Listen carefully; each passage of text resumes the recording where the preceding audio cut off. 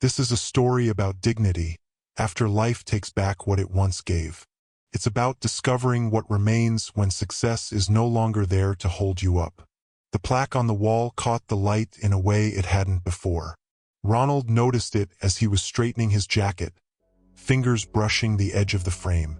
His name looked unfamiliar there, polished, official, almost borrowed. For a moment, he wondered if it really belonged to him or if he had just been standing close enough for long enough that it stuck. The room was quiet, too quiet for a place that was supposed to feel earned. He had worked for this, decades of early mornings, long shifts, saying yes when it would have been easier to say no, staying when leaving would have made sense. And yet, standing there now, something didn't settle. The relief he had expected never fully arrived. Instead, there was a low tension in his chest. Not fear exactly, but something adjacent to it. Like the moment just before a machine fails. Everything's still running. All numbers green, but the sound not quite right. At work, people treated him differently now. More careful, more formal. They congratulated him with smiles that didn't linger. Spoke his name with a weight that felt heavier than respect. He answered politely, calmly, but he found himself watching faces instead of listening to words. At home that evening, Elizabeth poured 2 cups of coffee and slid one toward him without comment. She didn't ask how it felt. She never rushed him into naming things before he was ready. "You should be proud," she said finally. "I think I am," he replied. Sounded true. It just didn't feel complete. Later, when the house had settled and Jack had curled up near the door, Ronald sat alone at the table. He stared at his hands. The same hands that had carried him through every season of work, doubt, and patience. Success had come late. That much he understood. What unsettled him was how fragile it suddenly felt. Like something that might vanish the moment he leaned on it too hard. A thought crossed his mind, uninvited and unwelcome.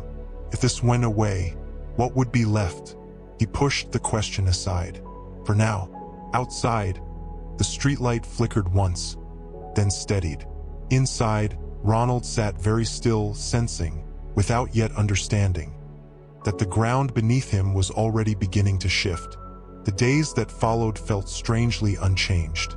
Ronald still woke at the same hour, still shaved carefully, still drank his coffee standing by the counter while Elizabeth moved quietly through the kitchen. Jack waited by the door, tail thumping once, ready for the walk they had taken for years.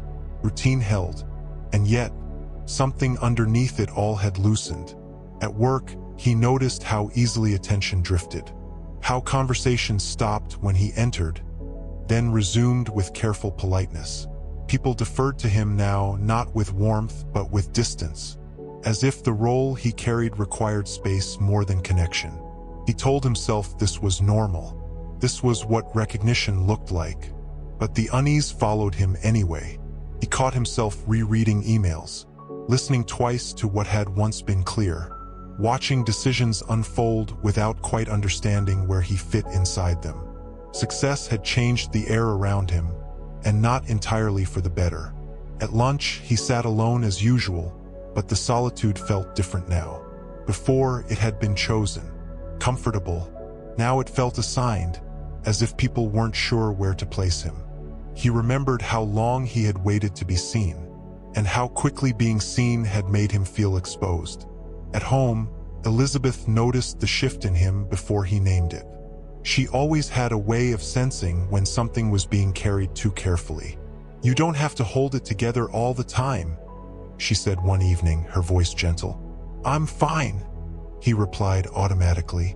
But later, lying awake beside her, he stared at the ceiling, listening to the quiet of the house. The pride he had expected to feel still hadn't arrived. Instead, there was a strange vigilance, as if he were guarding something fragile that might break if he moved wrong. The kids felt it too. Vera spoke less at dinner, watching him. Chris asked questions, then hesitated, unsure if now was the right moment. Jack stayed closer than usual, resting his head against Ronald's leg as if anchoring him.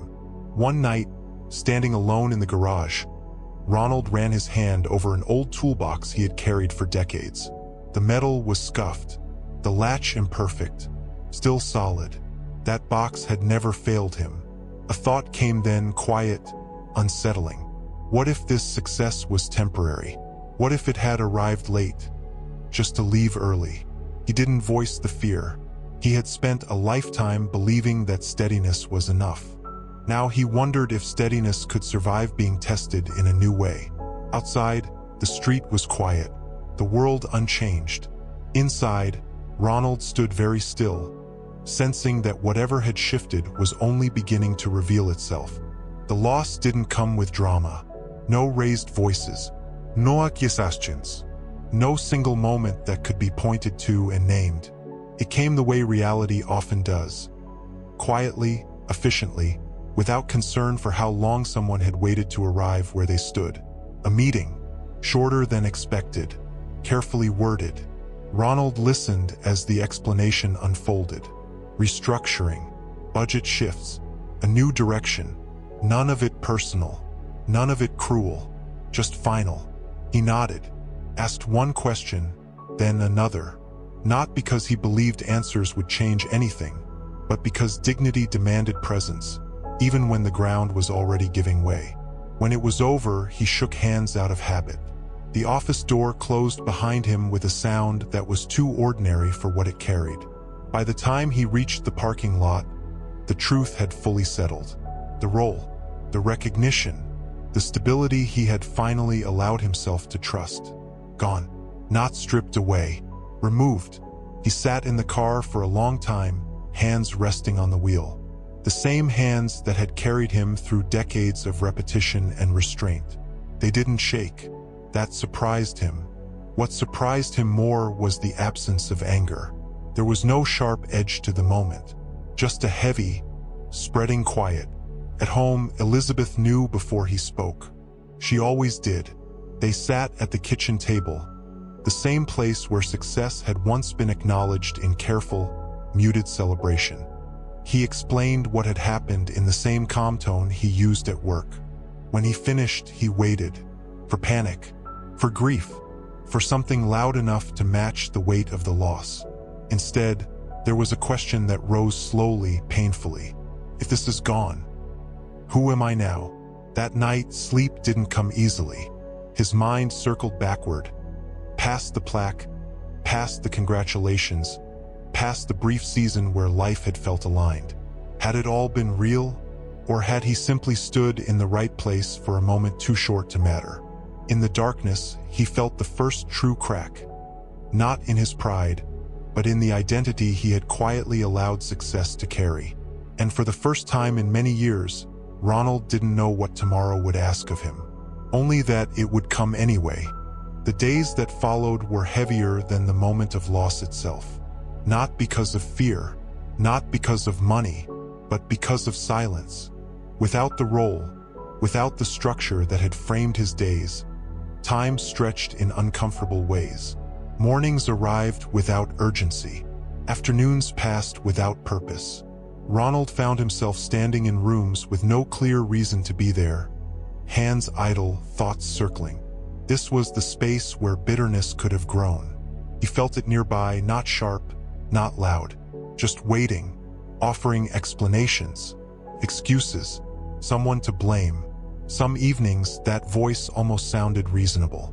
But then there were interruptions, small ones. A former coworker calling to ask for advice, not because he had to, but because he trusted Ronald's judgment. A neighbor asking for help fixing something broken. Vera asking him how to handle a problem at school, not looking for solutions, just steadiness.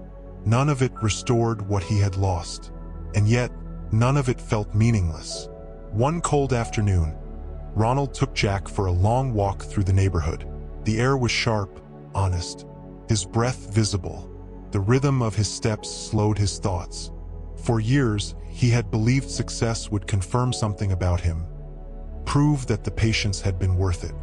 Now, stripped of that proof, he was forced to face a harder truth. The work had never been about recognition. It had been about character. That night, sitting with Elizabeth on the couch, He finally said what he had been avoiding. "I don't know who I am without it."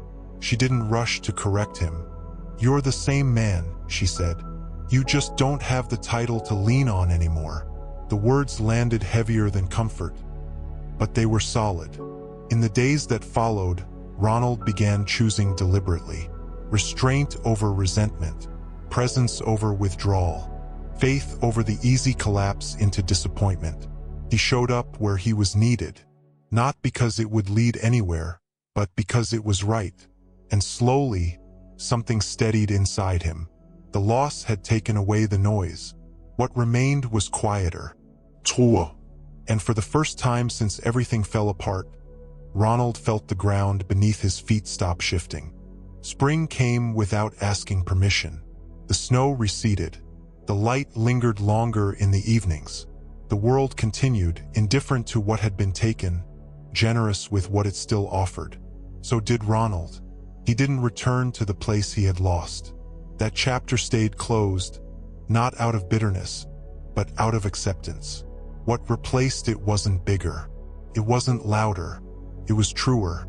He found himself useful again, not in ways that could be framed or titled, but in ways that mattered quietly. People sought him out for guidance, listened when he spoke, trusted him without needing to justify it. Respect returned, not announced, not celebrated, earned. At home, the rhythm settled into something steady. Elizabeth's presence remained constant, not as reassurance, but as companionship. Vera carried herself with a confidence shaped by watching resilience up close. Chris absorbed lessons that had nothing to do with success and everything to do with how a man stands when life removes the proof. Jack slept in his usual places, anchoring the house with simple loyalty. One evening, Ronald stood in the garage, his old toolbox open in front of him.